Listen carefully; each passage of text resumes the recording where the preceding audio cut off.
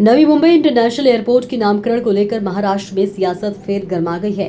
दिवंगत देबा पाटिल के नाम पर एयरपोर्ट का नाम रखने की मांग को लेकर राव मनसे नेता राजू पाटिल ने सत्ताधारियों पर निशाना साधा है।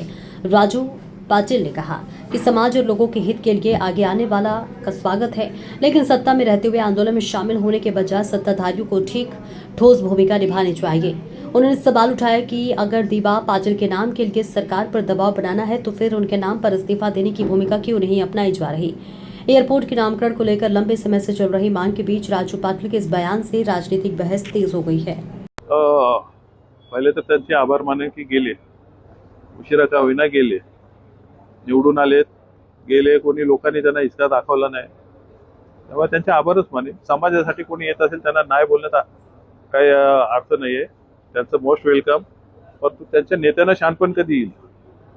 माझं त्यांना आवाहन आहे की तुम्ही आलात, तुमचा पक्ष सत्तेत आहे, तुम्ही राजीनाम्याची नुसती धमकी तर द्या, आमच्या दिबा पाटील साहेबांचं नाव नाही दिलं तर आम्ही राजीनामे देऊ, हे कोणी बोलणार नाही। तरी एक समाज बांधव म्हणून त्यांनी तिथे घेतलेल्या सहभागाचं मी स्वागत करतो। मी स्वतः तिथे जाणार होतो, माझी तब्येत बरी नसल्यामुळे मला काल जाता आलं नाही। नाही ते दाखवतात ना, लोक करतात त्याच्यात ते सहभागी होत आहेत नालायकासारखे। अर्थात जे गेले त्यांच्याबद्दल नाही बोलत, त्यांचे जे पाठवते त्यांच्याबद्दल बोलतोय। बीजेपीच्या मंत्री त्यांनी कॅबिनेट पुढे तो हे करून पुढे पाठवलेला होत का नाहीये? नुसता आमच्या दिबा पाटील साहेबांचं नामकरणाचा विषय नाहीये, हा महाराष्ट्राच्या अस्मितेचा विषय। तुम्ही नीट बघाल तर छत्रपती संभाजी महाराजांच्या नावाने जो करेक्शन करायचंय संभाजीनगर विमानतळाचं, तो एक करेक्शन। जगद्गुरु संत तुकाराम महाराजांचा लोहगाव पुणा, याचाही प्रस्ताव पुढे गेलेले आहे।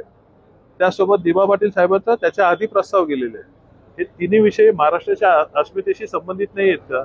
वारकऱ्यांचा विषय, शंभूराजे तर आपल्या सर्वांचा अस्मितेचा विषय, आम्हा भूमिपुत्रांचा दिबा पाटील साहेब आहेत। हे फक्त महाराष्ट्राला टेस्ट करतायत आणि जाणून बुजून उद्योग करतायत। आंध्राचं त्यांनी नाव दिला ना नवीनला, तो महाराष्ट्राला का देत नाही?